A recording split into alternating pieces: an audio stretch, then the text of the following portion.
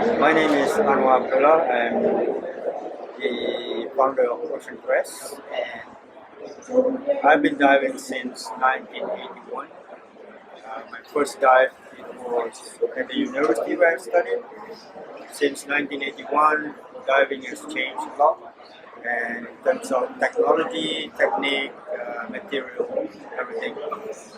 For being such a long history of diving in me, I find that I need to make a purpose for it because going recreation there's only certain amount of time you can do it until you get tired doing it recreationally. And I think the best thing to do to make it purposeful in diving, you have to get back to the ocean. And that is why I created this organization, and I call it Diving with Purpose. Yeah? Because this is where we start to feel that we have our contribution to the ocean. That is why we do this. Um, Next one is when diving evolved, more and more people can get involved, from young, old, even disabled people are able to get involved. And by letting more people able to breathe underwater and explore the ocean, we open more opportunity for people to do conservation, even though they are disabled, or they are children, or they are elderly. As long as they are healthy and able to dive, they can contribute back to the ocean. My first experience in diving is it's an obligation because I study oceanography and there's a subject in diving science. So it's an option whether I want to take diving or I'm just learning it as a on paper. So I would rather do it and experience it. And that was a long time ago, and the training was really rigorous those days. It takes about 6 months to get the certification. It's not like 5 days like it does today, right? So, but then it is more comprehensive, and the knowledge of diving is much deeper those days. Yeah. So, and it enabled us to quickly come up with very good skills, a lot of practice, and therefore we are ready for the ocean as soon as we left the pool. So that's the difference between now and then. Would you recommend people to start diving and why?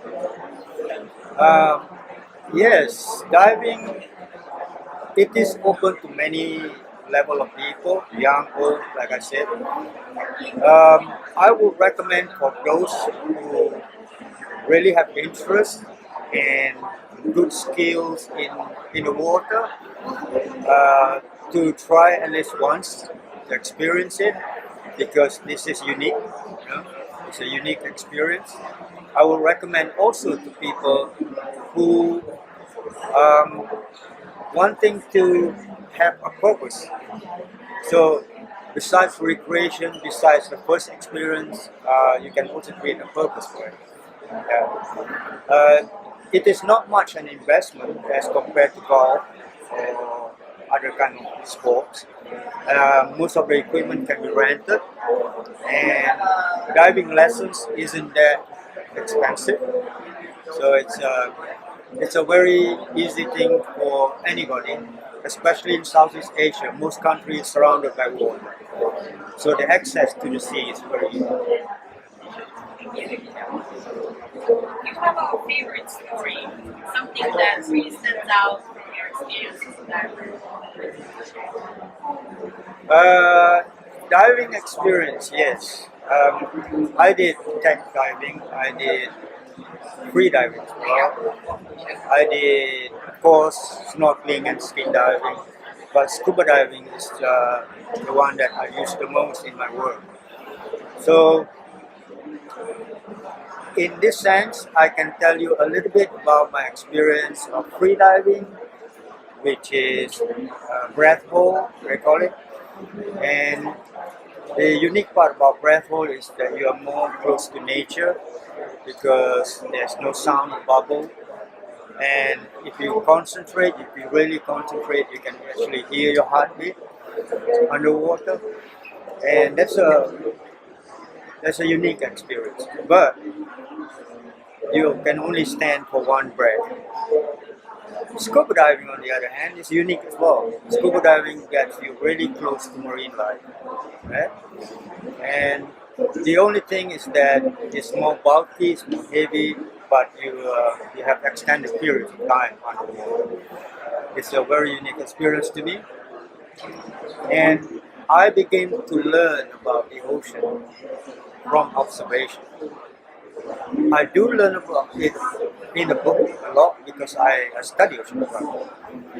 But the one that makes it more meaningful is the interaction, the actual interaction with marine life and animals and corals and all the living things in the ocean. They they saw you as what you saw them at the same level, and that gives you a very very unique experience. Every dive, you learn something new.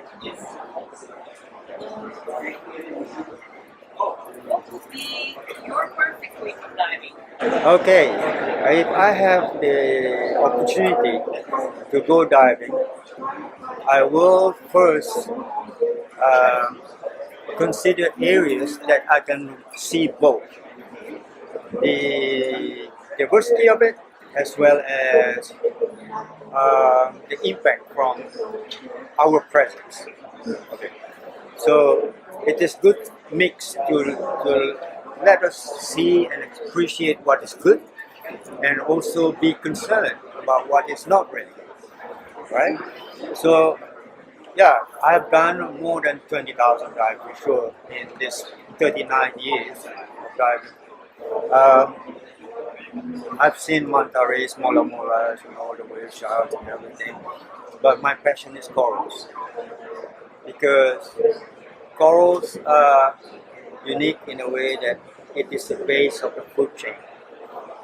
It its spawn will become part of the plankton, and the plankton become food for tiny little animals like damsels or big ones like the whale shark and manta rays. But then they are not seen or not noticed most of the time because people are looking for big things. And that's, the reason is, for example, if you take your family or your children or your siblings to a park where there are forests, the reason you go there because of the green forest and all the diversity of plants and everything. Once you get there, there's so much plant around you that your perception will be overwhelmed. So you no longer can digest that feeling. So humans has the ability to switch attention to monkeys and squirrels, something that is moving, which is much easier to digest. Similarly, when you visit a coral reef, the reason you go diving in the coral reef is because of the beauty of the reef. But once you get there, your perception was overwhelmed. You can't tell which direction to look at, right? So now you divert your attention towards something that's moving, maybe a turtle, a manta ray, or a big fish, or even a damsel, or maybe butterfly fish. So it's much easier for your perception to take place and put it as a memory in your it's a memory thing. Um, so that is the part that diving makes unique. It doesn't matter whether it's in Tioman Island in Malaysia or in Brunei, or as long as you go in the sea, there's something unique to see. How do you see the diving world evolving in the future? Yes. The future of diving is evolving. Dive travel has become an industry. The when Cousteau and his team invented aqualam, it was purpose of exploration. It was purpose of science. But this has evolved into tourism. Uh, the industry of recreational diving is big because of a machine that allows you to go underwater and breathe. But then from there on until today, it has evolved tremendously, and it makes it much simple. What the industry is going through now is a pace that is continue to climb. It has not reached the plateau where people say, "Oh, there's no more evolvement in diving equipment, in diving technology, in diving science, or in diving travel." You know, initially people goes to island and stay in resorts, and they go to the dive in the dive sites that's nearby. Now you have ships. They call it liveaboat to explore further reefs. And then from ships, now even cruise ships that go circumnavigate have diving in it, right? So see how it evolves. It is a unique way. It is not a very big industry, but it's a unique industry that allows people to connect through the ocean. Let's talk a little bit more about conservation. Okay. Tell us, yeah, your vision on it. And I know you're doing quite a lot of things. Please share. Okay, that's why I'm going to talk today as well. Um, Conservation, in my perception, is that the duty of everyone. Basically, 80% of the surface of the earth is ocean. Conservation of ocean is important. Why?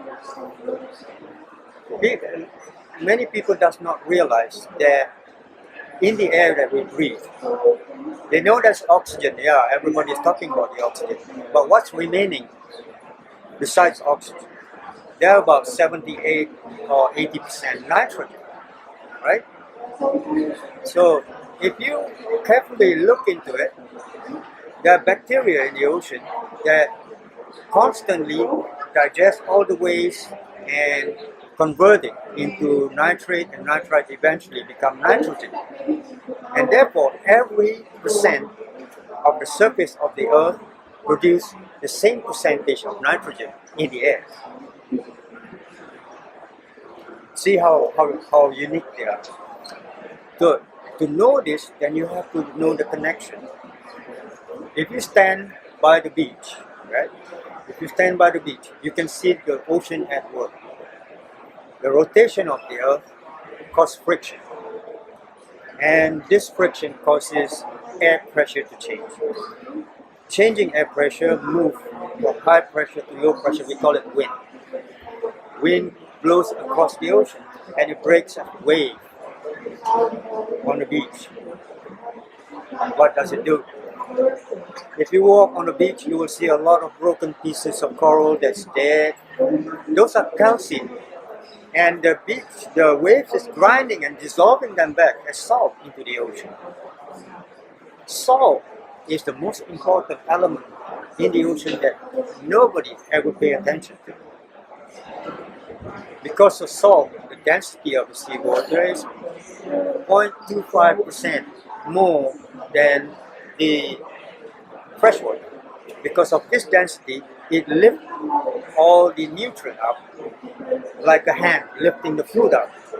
And then again, the ocean current will move this food to feed animals that's not moving like corals. That is why ocean has more life compared to lakes, because everything in the lake sinks to the bottom. Because of the salt that lifts the nutrient up, it feeds everything in the ocean and makes it diverse. That's why we need to conserve it. Any message you would like to leave the audience? Yes. Okay. In the age of information technology, news travels, especially about conservation, about politics. But I'm going to talk about just about the conservation part. The information technology carries a lot of information, good and bad. So we need, if you want to conserve the ocean, we need to filter bad information from good information, because the information technology has its disadvantage. A lot of people reading from Facebook, Instagram, everything, but most of the time it's misleading information that created for the benefit of the person who was creating it. So we have to be very careful with that and learn the right way of doing it. Don't just listen, learn and do.